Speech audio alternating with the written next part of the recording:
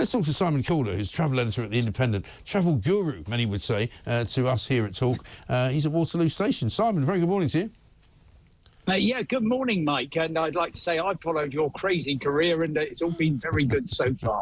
Thank you very much indeed. I'm here at the headquarters of Network Rail, and you will have heard, I imagine, that a couple of days ago, in a cyber hack, we thought the entire very, very good Wi-Fi network that I've broadcast for you and your lovely colleagues on Talk many, many times had been hacked. A message appeared saying, "Europe, we love you." There were there was all sorts of accounts of terrorist attacks that had taken place, and it was all very scary. And that was what you got on the so-called landing page. That was what popped up. Now, I know that the Wi-Fi at Network Rail Station, 11 of the big terminals in London, plus all the other big stations, Bristol Temple Meads, Birmingham New Street, Manchester Piccadilly, Leeds, Glasgow Central, Edinburgh Waverley, it's very, very good.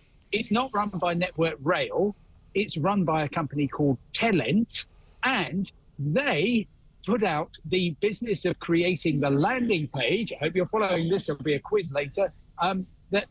To a company called Global Reach. And last night, Telent finally put out a statement saying Telent can confirm the incident was an act of cyber vandalism, which originated from within the Global Reach network and was not the result of a network security breach or a technical failure.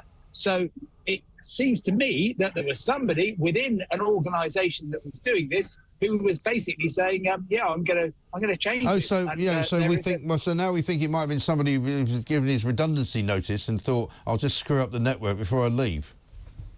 Who knows? British Transport Police are investigating how it happened.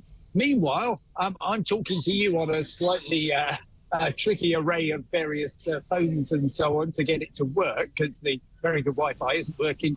Network Rail say they hope to get it restored by the weekend. But Mike, I don't know if you've seen or heard of Night Sleeper, this new... Well, do you know, my producer Christian was just telling me that this is the exact sort of model that Night Sleeper is based upon, apparently, that some train gets hacked and it's on its way to London from the north of presumably Scotland, and is about to sort of wreak havoc in the southeast. Yes, I've talked to one or two railway people about it, and they say it's not really rooted in the real world. And crucially, the company is saying this was not a hack. So it wasn't people from, I was going to say an enemy country, perhaps a very, very large country about 2,000 miles to the east of us.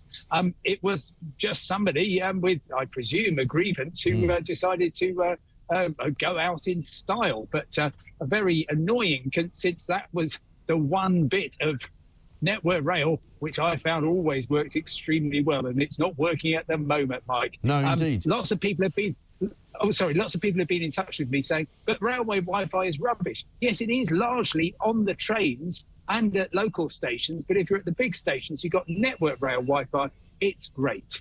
Well, that may well be. I'm more concerned because I'm actually travelling on the railway this weekend, so we might have to speak next week about my general experience of it. But there's been a lot of flooding, there's been a lot of signal failures, there's been a lot of problems over the course of the last few days, everywhere from sort of, you know, the West Country to the southeastern network to, you know, trains travelling up to Oxford and up to places like Manchester. I mean, what's the general view this morning as to how well the train service is running, given the weather? You are exactly right, Mike. It's been a tough old week. Lots of signal failures and points failures, some of which have been blamed on the weather. Well, so signals, they're generally bits of wire which run along beside the track, and if water gets into them, it all goes wrong. So we've had loads of those. We've had some broken rails, for instance, track problem on the Chiltern network last night. That held lots of people up.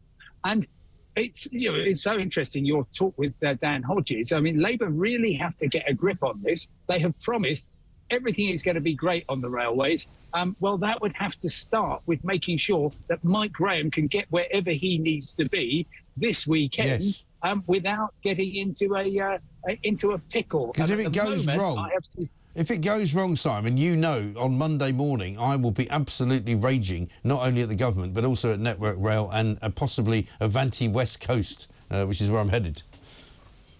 Oh, well, OK. But the chances are you're going to have a great journey. It will be very smooth. It'll be on time, friendly staff, and you will enjoy the journey as long as you don't try and log on either at Euston or the big station at the far end of your journey. Right. Any chance of a sandwich? Or I've been told reports that sometimes you get on a train and they go, oh no, we haven't got any a buffet operational today because we haven't got any staff.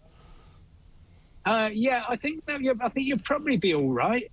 Yeah, I always worth stocking up at a station, I find, or actually not at a station because you'll pay premium rates. So lots and lots of very good sandwich providers in the environ, if I may, of Euston Station. Very good. Simon, good to talk to you. Thank you very much indeed.